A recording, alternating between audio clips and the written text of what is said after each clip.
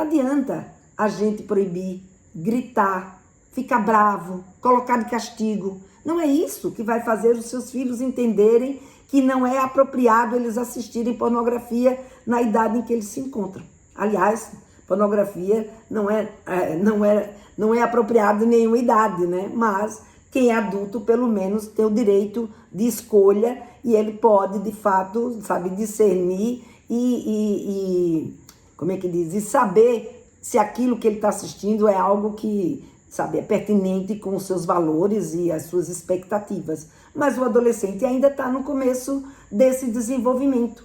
E, portanto, o que ele precisa que a gente faça? Ele precisa que a gente dê condições, dê insumos para que eles possam perceber aquilo que eles estão assistindo, né? Possa perceber que aquilo é algo que pode trazer para eles muito mais malefícios, né? Ou seja, muito mais problemas do que pode trazer benefícios. Então a gente precisa informar os nossos filhos, a gente precisa conversar sobre esse assunto com ele, né? Porque tão certo quanto eles ficarem fascinados pelo sexo na adolescência, é também que a pornografia ela não vai embora simplesmente porque a gente proibiu.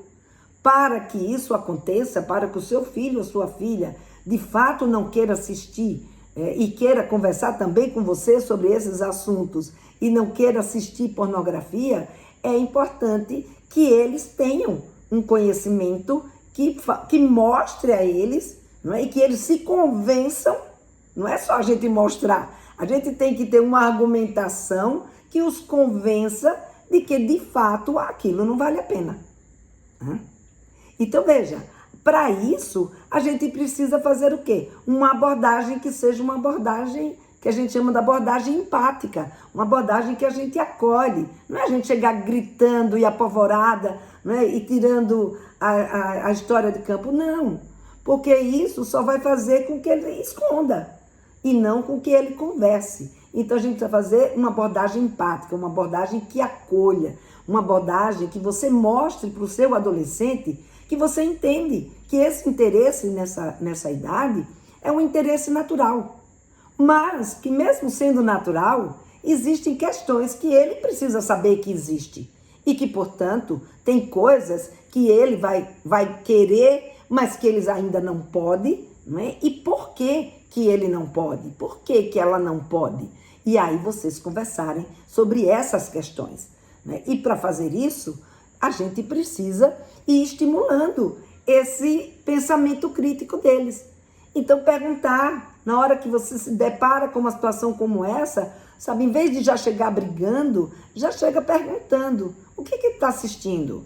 Se você percebe que o que ele está assistindo é pornografia, sabe, perguntar, o que ele está entendendo? O que ela está entendendo daquilo que ela está vendo?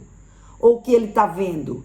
E aí, a partir do que ele vai dizendo, vocês então vão conversando e vai estimulando esse senso crítico. E aí vocês podem perguntar, e se fosse com a sua amiga? E se fosse com uma pessoa que você gosta? Se fosse com a sua mãe? Se fosse com o seu pai? Se fosse com você?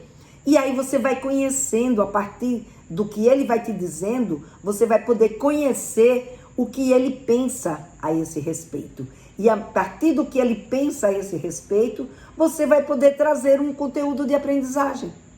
Então daí porque é importante que a gente faça esse trabalho de reflexão com os nossos meninos e traga conteúdos que gerem valor, conteúdos que façam com que eles de fato aprendam o que está acontecendo naquela situação de pornografia, né? Então, provocar essa reflexão é uma coisa extremamente importante.